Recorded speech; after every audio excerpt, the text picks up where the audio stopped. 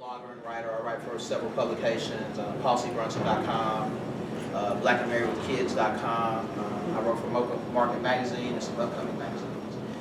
And so myself and Derek Q. Sanders, I'd like to introduce Derek as well, relationship coach from Detroit. I'll let him tell about himself. We're gonna have some conversation with you guys tonight, but go ahead and introduce yourself. Derek Q. Sanders from Detroit. I live in Nashville. I've been here now almost 9 years. I should have moved here sooner. Love Nashville. But I'm a relationship coach, certified relationship coach as well. I write Black and Married Kids with Jay. I also write a blog on my own website, www.derekqsanders.com, DEREKQSanders.com. And that's about it for me. I have more to say as we talk. So if I get him a If high I'm rolling weight. Yeah, I'm about to roll out the room. I don't think I. All we need now is a bib, That's some right. Gerbers.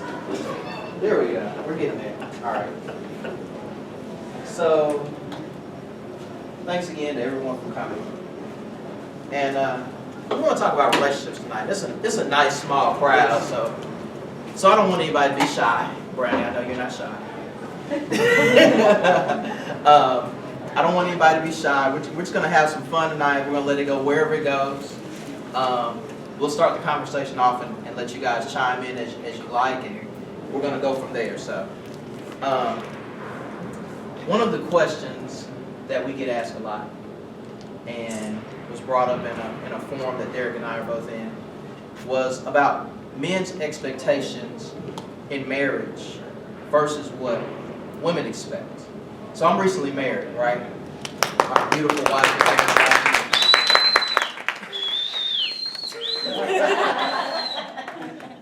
And so I know what my expectations are. So my expectations are for her to cook and clean and yeah, look at that look back there. You make sure to put the camera on that look. No, I'm kidding. So, but seriously, my expectations are definitely different than hers when it comes to relationships. When it comes to our relationship, so there are some things that she learned growing up in her household. For example, we'll just go back to cleaning. Her cleanliness meter is off the charts, and mine not so much. So we're having to figure out how to work that out. We're working through that and building together. I'd love to know your take on it too. Well, I mean, obviously mine would be different. I'm not married. That's my girlfriend. We're not married. At least I'm not married yet. That's my girlfriend. Oh, yeah! But, I mean, the reason I make that distinction, there's no way I can say he's married. They live together. So, of course, they're experiencing something different than she and I. We don't live together. But I think we're on the same page in terms of our expectations. We have the same goals.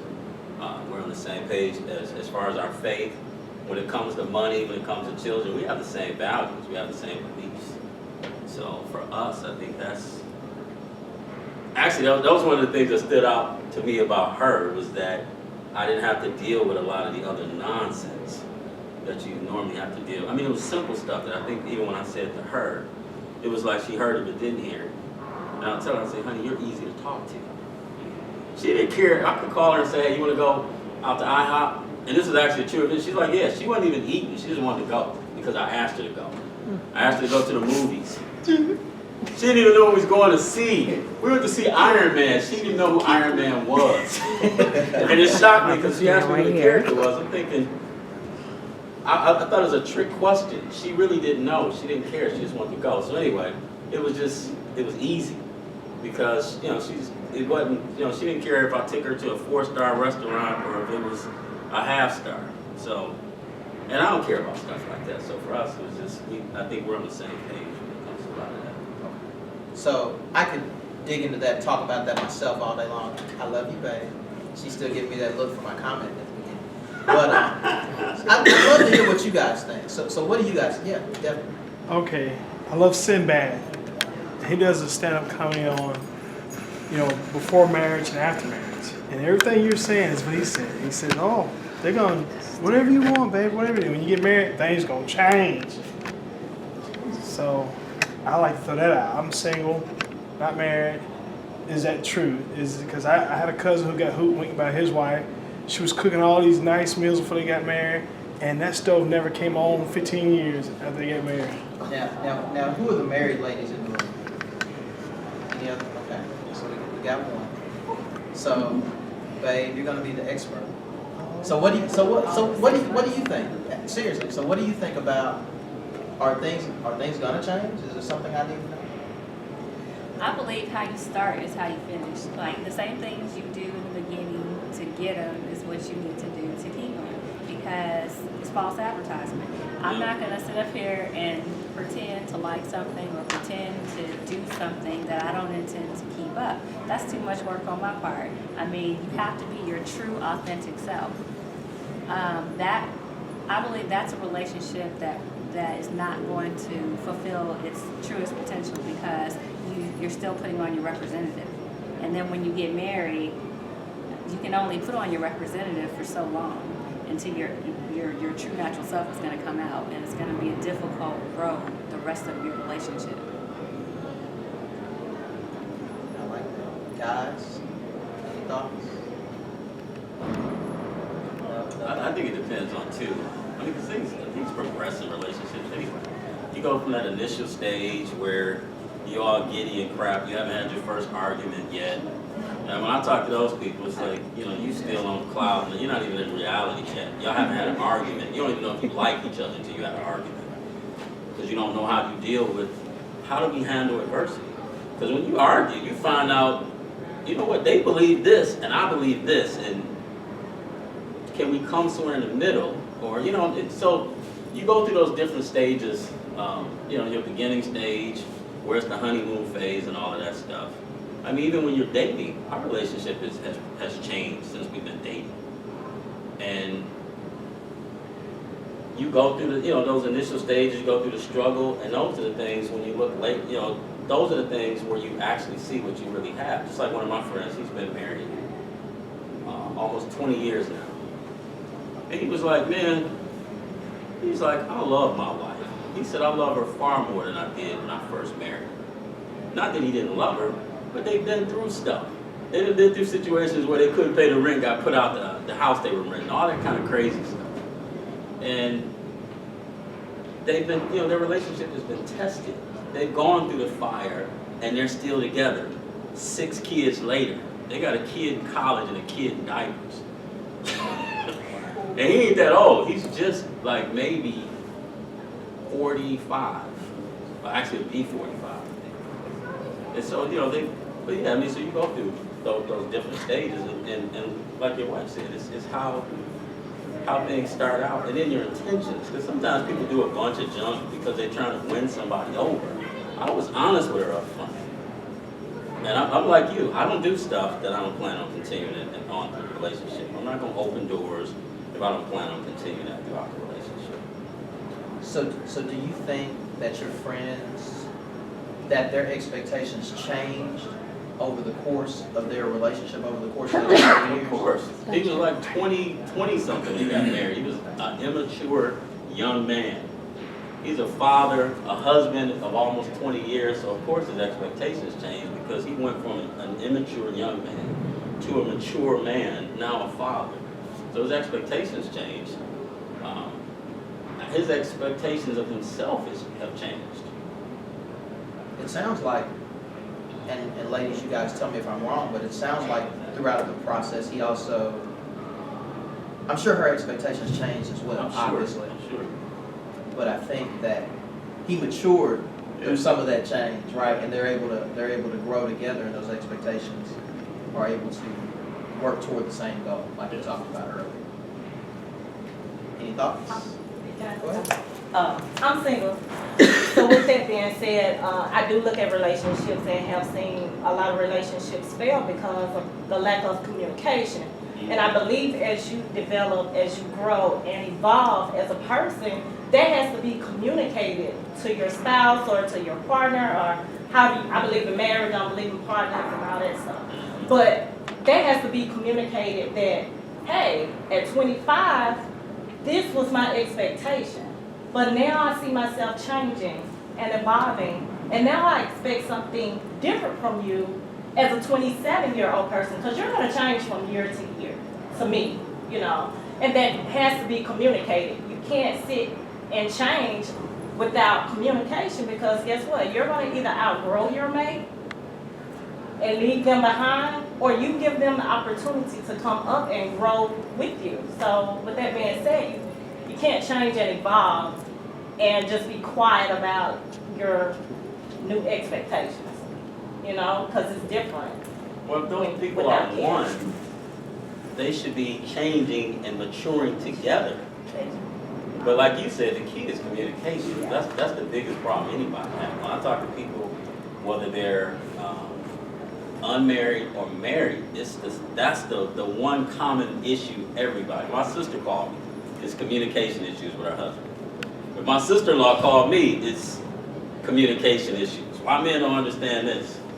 So yeah, communicate. If you get that down, you get communication down. And I think really the problem with communication is not that people. It's not. I think our biggest problem with communication is nobody wants to be vulnerable.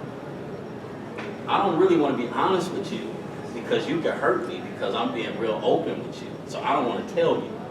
And usually what that ends up looking like is certain things being said kind of like disguised to try to gain information that I really want. Women do that often, and men, we don't have a clue. So we answer what you ask us.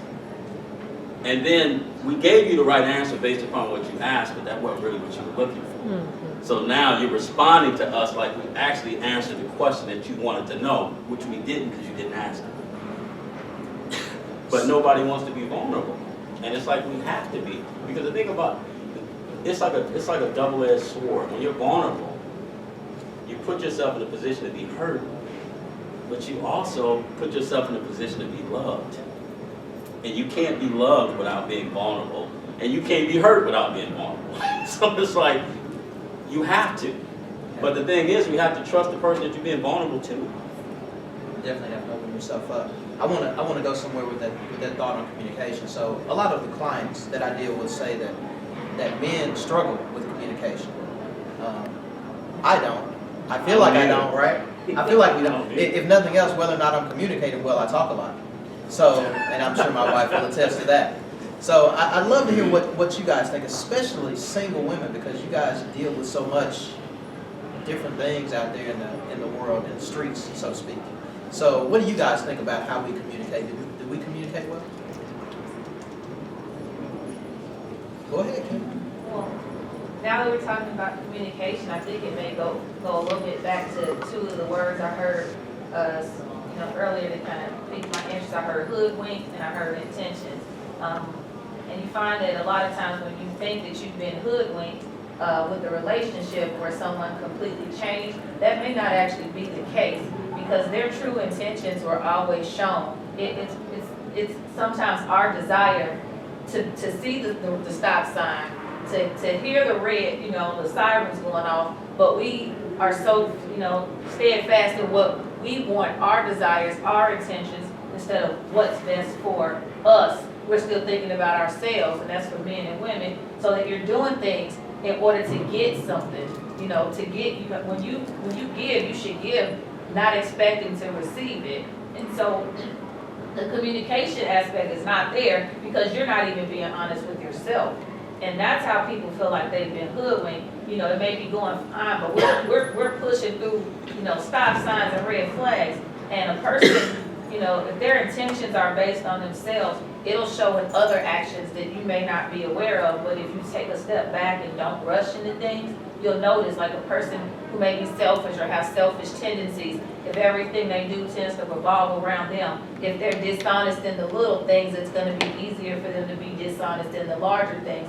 And if we put that to the side, for our own selfish interest, then that's how we get to the fact of you're not the same person that you were in the beginning, or you're not who I thought you were.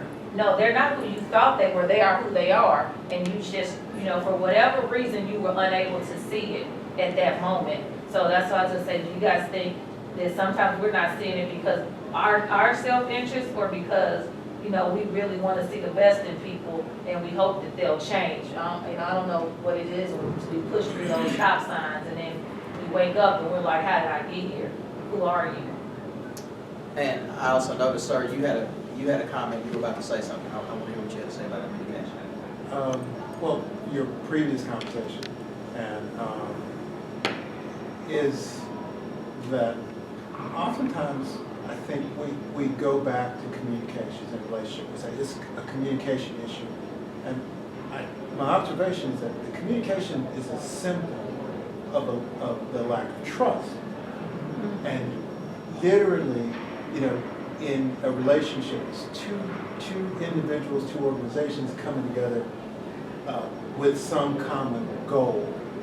And the communication is, you know, if I can't trust someone, then my communication is going to be different. And I think one of the solutions is generally we communicate to position a point or to position ourselves. And when people really want to understand, they ask questions. So the communication, you won't be hoodwinked if you ask questions. I saw something. What does that really mean? To ask a question versus I saw that and it meant this. I'm trying to understand. So I saw that, and what does that really mean? What does that mean to you? What does that mean for us?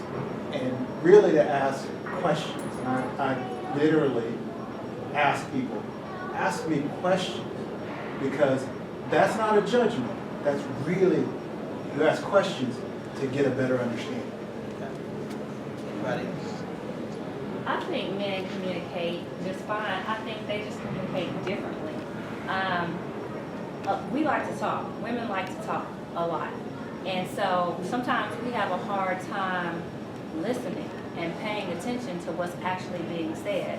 That men will say things and then we'll read into it all these other different ways when really they just said one simple statement. And if you just listen, a man will show you his intentions. He will show you where his heart lies by what's coming out of his mouth. Don't try to interpret what it means. If you got, like you said, you got a question about it, ask him. But he really is telling you what he's thinking and what he's feeling when you ask the question. I think it's like Keena said, we were hoping for something, we're looking for something, and so we want to spin whatever it is you said to mean something that is probably not what you're actually saying. You just made a simple blanket statement, and we just took it all to the left. So I think it's just different kind of communication, but it's still communication nevertheless, because we all know you can communicate more than just verbally. I mean, you communicate by your actions, and for me, actions speak louder than words anyway. So that's my point. May I ask you a question as to what you just said? You mentioned that a lot of times women will read into men saying we're very just to the point. Is it because you all are not telling the truth to one another, that you're practicing all these years with other females, and you're always trying to figure out, is she really telling the truth? And so when you do get with the guy, you practice that same communication skill on the man? I think women are Just complicated, okay. and we expect you to be complicated too, because we're complicated. Keeping it real. But I don't see myself as being complicated. I believe I believe every individual is different. And so with that, you have to look at the dynamics. Like you said, it's two people coming from two different environments. You have to get to the inside of me and know who I am as a person. All women are not complicated. I'm very direct. So, and sometimes people can't take that, and they think, you're very harsh. Whereas somebody else uses and I do use a whole lot of words, but I'm going to tell you what I'm feeling, So you can't just say a person is not telling you what they expect. And a lot of times it's back to intentions, and it's back to standards and what you're trying to get out of that person. So if I've already established my standards with the man, I'm going to ask you this, to see if you line up with the standards, the morals, the values that I have. If you don't, I'm not going to deal with you. So it's not about, our women being complicated or not being able to communicate. You do have to find out, however, you do have to find out what type of household did that person grow up in. What was their language within their household, because that's to the core of that person, of who they are. Some people are going to yell and scream, not to their defense. I was raised in a household that yelled and screamed. Does that make me a bad person? No.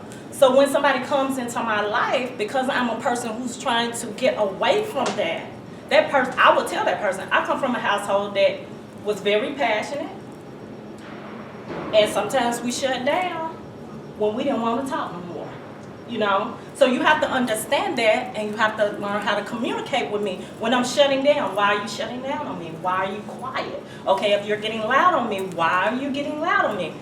That's teaching you how to communicate with me. She might come from a whole different household that doesn't do that. They operate in a whole totally different way. You come from a different household. How are you communicating? What's your communication style? And so that's when I talk about communication. It's learning how to find the deeper part of that person, and even using your discernment, because God has given us a spirit of discernment to tell when somebody's telling you the truth and when they're not telling you the truth. And you need to be cautious when you get that little check in your spirit. That's a person you need to be cautious of, and don't go forward with that person unless you have prayed. And most of the time we don't set standards, so we let any and everybody come into our lives doing any and every kind of thing, and then we say we got. No, we didn't get got. You just didn't listen. So Kelly, you brought up a great point about communicating and being. You want someone who understands how you communicate and vice versa. So how do we become better communicators? Here. Especially in the dynamic of relationships. So this is something that I think goes across whatever status your relationship is. So whether you're single, married, it's complicated, whatever it is. How do we communicate better? Like I mentioned earlier, you have to be vulnerable, like he said. You have to trust the other person. Because that's key. You have to trust the person to be vulnerable with that person, because you're not going to have any real communication. That person is not. They're only going to know you on a surface level if you're not willing to communicate. That's it. It's like, and if you don't trust that person, either it's something wrong with that person why you don't trust them, or it's something that you're holding on to that somebody else did, that you're still carrying. And, because y'all famous with that. With men, it's like if one guy does wrong, we all did it. We all did it. No, I'm saying, I'll give you an example. Here's what comes in my inbox. Break it down like Here's what a comes in my inbox. Why do men cheat? And my response is, cheating men cheat. That's right. I don't cheat. And I'm saying, and it becomes, that one person's bad actions become all of us. And then when I explain, well, I don't do that, then I become the exception. It's like, well, you're the exception. I'm like, no, I'm not the exception. I'm the other choice. How am I the exception? And the bad guy is the rule. When you get to choose either one of us. I'm not the exception. I'm the other choice that's not chosen often enough.